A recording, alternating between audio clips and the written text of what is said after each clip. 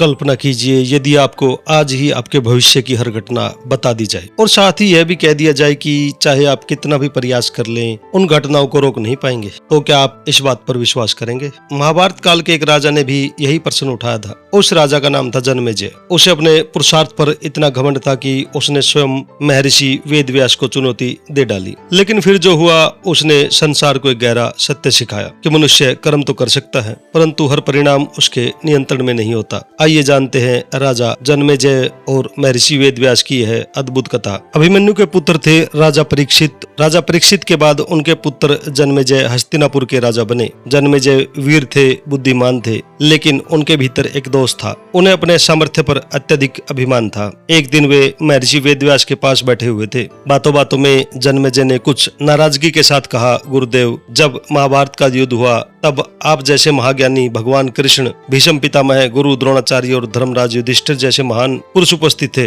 फिर भी आप सब उस विनाशकारी युद्ध को नहीं रोक पाए। यदि मैं उस समय होता तो अपने पुरुषार्थ से उस युद्ध को अवश्य रोक देता। यह सुनकर वहां उपस्थित सभी लोग आश्चर्यचकित रह गए, लेकिन महर्षि वेदव्यास शांत रहे। उन्होंने कहा, पुत्र, अपने पूर्वजों की क्षमता पर संदेह मत करो। जो कुछ हुआ वह विधाता द्वारा निश्चित था। यदि युद्ध को कोई रोक सकता था तो स्वयं भगवान श्री कृष्ण रोक सकते थे। लेकिन जन्मेजय अपनी बात पर अड़े रहे। वे बोले, मैं इस बात को नहीं मानता। यदि भाग्य पहले से तय है तो मेरे जीवन की कोई भविष्य की घटना बताइए, मैं उसे रोककर सिद्ध कर दूंगा कि भाग्य बदला जा सकता है। महर्षि वेदव्यास कुछ अक्षण मौन रहे, फिर बोले, ठीक है पुत्र, कुछ वर्षों बाद तुम एक काले घोड़े पर बैठकर शिकार के लिए निकलोगे। दक्षिण दिशा में समुद्र तट पर पहुंचोगे। वहां तुम्हें एक सुंदर स्त्री मिलेगी। तुम उसे अपने महल में लाओगे और उससे विवाह करोगे। उस स्त्री के कहने पर तुम एक यज्ञ करोगे। मैं तुम्हें चेतावनी देता हूँ कि उस यज्ञ को वृद्ध ब्राह्मणों से कराना, लेकिन तुम युवा ब्राह्मणों को चुनोगे। फिर एक ऐसी घटना घटेगी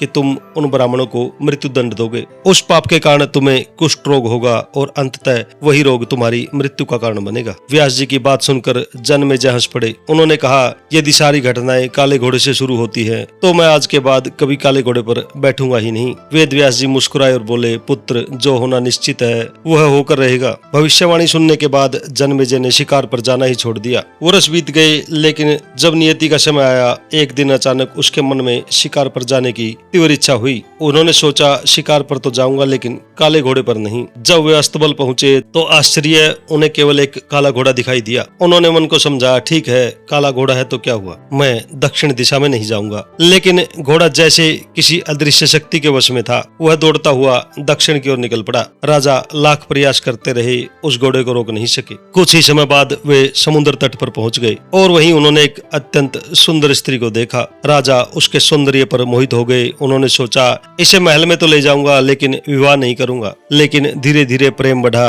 और अंततः उन्होंने उसी स्त्री से विवाह कर लिया। समय बीतता गया। एक दिन रानी ने राजा से एक विशेष यज्ञ कराने का आग्रह किया। राजा मान गए। उन्हें वेदव्यास की चेतावनी याद थी, फिर भी उन्होंने वृद्ध ब्राह्मणों के स्थान पर युवा ब्राह्मणों को नियुक्त कर दिया। यज्ञ प्रारंभ हुआ। एक अवसर पर कुछ युवा ब्राह्मण किसी बात पर हंस पड़े। रानी को लगा कि वे उसका उपहास कर रहे हैं। वह क्रोध से भर उठी। उसने राजा से उन ब्राह्मणों को दंड देने की मांग की। क्रोध में अंधे होकर राजा जन्मेजय ने उन्हें मृत्यु दंड दे दिया। ब्राह्मण हत्या का भयंकर पाप उन पर चढ़ गया।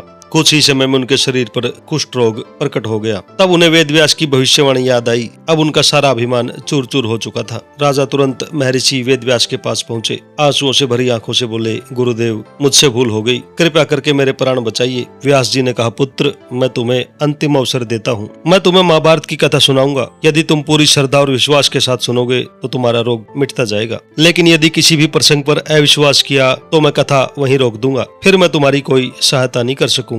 राजा ने विनम्रता से सिर झुका दिया। कथा आरंभ हुई। जन्मेजय अत्यंत श्रद्धा से सुनते रहे। जैसे जैसे कथा आगे बढ़ी वैसे वैसे उनका रोग कम होने लगा। फिर एक दिन वेदव्यास ने भीम के अद्भुत पराक्रम का वर्णन किया। उन्होंने बताया कि भीम ने कुछ हाथियों को उनकी सूंड पकड़कर इतनी शक्ति से ऊपर फेंका कि वे आज भी आकाश में स्थित हैं। यह सुनते ही जन्मेजय स्वयं को रोक न सके। वे बोल उठे, गुरुदेव, यह कैसे संभव है? मैं इस बात पर विश्वास नहीं करता। बस यही वह क्षण था। व्यास जी ने कथा रोक दी। उन्होंने कहा, पुत्र, मैंने तुम्हें पहले ही चेताया था, लेकिन तुम अपने स्वभाव पर नियंत्रण नहीं रख पाए। यही नियति थी। कहा जाता है कि व्यास जी ने अपनी दिव्य शक्ति से उन हाथियों का आह्वान किया तब जन्मेजय को अपनी भूल का आभास हुआ, लेकिन अब बहुत देर हो चुकी थी। उनका अधिकांश रोग तो मिट गया था, पर एक अंश शेष रह गया और वही आगे चलकर उनकी मृत्यु का कारण बना। इस कथा से हमें शिक्षा मिलती है, मनुष्य को कर्म करने का अधिकार है, लेकिन फल पर अधिकार नहीं। इसलिए श्री कृष्ण ने भगवत गीता में अर्जुन से कहा था, उठो, यश प्राप्त करो, ये सभी मेरे द्वारा पहले ही मारे जा चुके हैं। तुम तो केवल निमित्त मात्र हो। भाग्य को पूरी तरह टालना संभव नहीं होता, लेकिन उत्तम कर्म, सत्संग, ईश्वर भक्ति और नाम स्मरण से उसके दुष्प्रभावों को अवश्य कम किया जा सकता है। अहंकार विनाश का कारण बनता है और श्रद्धा मनुष्य को ईश्वर के निकट ले जाती है। यदि आपको यह कथा पसंद आई हो तो वीडियो को लाइक करें, चैनल को सब्सक्राइब करें और कमेंट में अवश्य लिखें जय श्री कृष्ण।